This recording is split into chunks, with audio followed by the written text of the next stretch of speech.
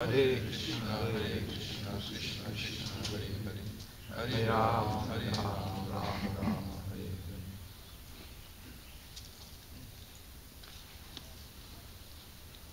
Hare.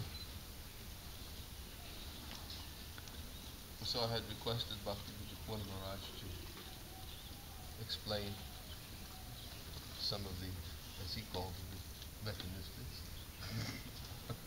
But I think it was deeper than that, of acceptance of sannyas.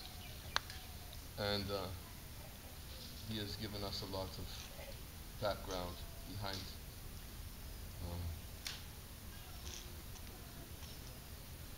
the proper state of consciousness that one should have upon accepting sannyas. Ultimately, or as he said, the consciousness is that of indifference. And of course that means indifference towards anything within the material world.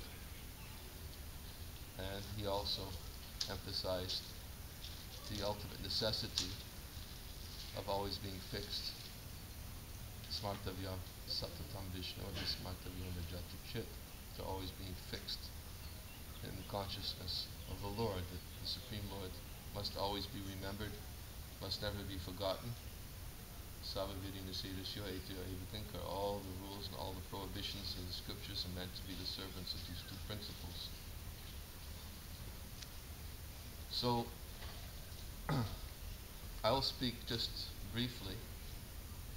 I would like to speak just to cover maybe, or to give, I feel, what might be a relevant instruction, both learned to my years of having formally accepted the sannyasa ashram, and my understanding of the consciousness that one should have after accepting sannyasa ashram. And I'll, as I said, speak briefly on this point, and I think it would be something relevant for our sannyas initiate, as well as for everyone who is present to understand this principle. Maharaj quoted one verse spoken by the Avanti Brahmin, which Lord Chaitanya himself recited when he was traveling throughout Radhadesh after accepting the renounced road of life.